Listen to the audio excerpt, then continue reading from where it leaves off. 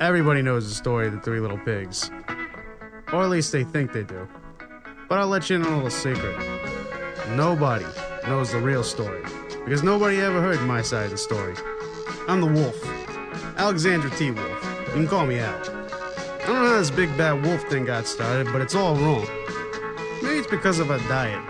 Hey, it's not my fault wolves eat cute little animals like bunnies and sheeps and pigs. It's just the way we are. If cheeseburgers were cute, folks would probably think you were big and bad too. But like I was saying, the whole big bad wolf thing is all wrong. The real story is about a sneeze and a cup of sugar. This is the real story. Way back in Once Upon a Time, I was making a birthday cake for my dear old granny. And I had this terrible sneezing cold. And then I ran out of sugar. So I walked down the street to ask my neighbor for a cup of sugar. Now, this neighbor was a pig. And he wasn't too bright neither. He had his whole house built out of straw. Can you believe it? I mean, who in his right mind builds a house out of straw? So, of course, the minute I knocked on the door, it fell right in. I didn't just want to walk right into someone else's house, so I called out. Hello? Little pig? Little pig, are you in? Are you in here? No answer. I was just about to go home without a cup of sugar for my dear old granny's birthday cake. And that's when my nose started to itch. I felt a sneeze coming on. I huffed. And I snuffed. And I sneezed a great sneeze. And you know what? That whole darn house fell down. And right in the middle of that pile of straw was our first little pig, dead as a doornail. He'd been home the whole time. It seemed like a shame to leave a perfectly good ham dinner just, lying there in the straw. So I ate it up. I ate the pig. Think of it as like a big cheeseburger just lying there. I was feeling a little better, but I still didn't have my cup of sugar. So I went to the next neighbor's house. Now this neighbor was the first little pig's brother. He was a little smarter, but not much. He had a house built of sticks. I rang the bell in the stick house. Nobody answered. And then I called. Hey, Mr. Pig! Mr. Pig, are you in? Then he yelled back.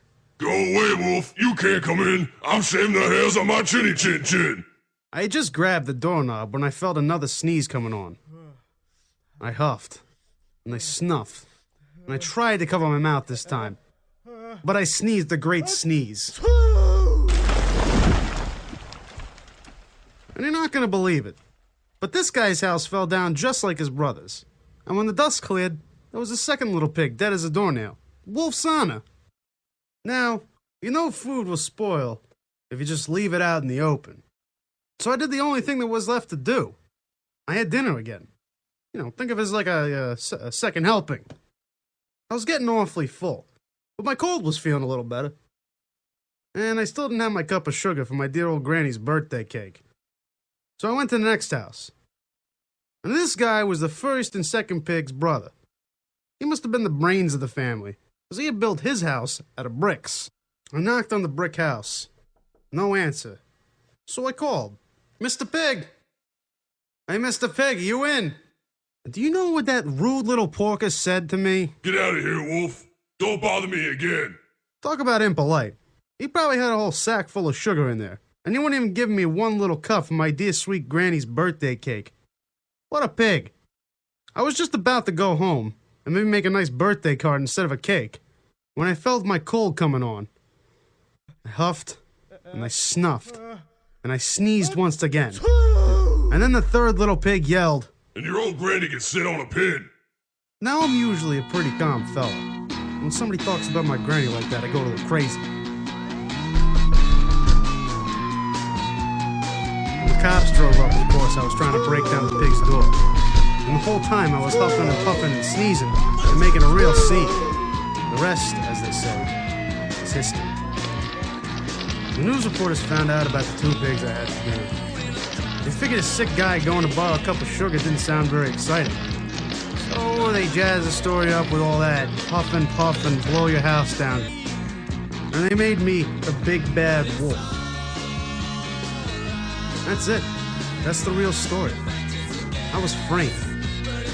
But, maybe you could, loan me a cup of sugar.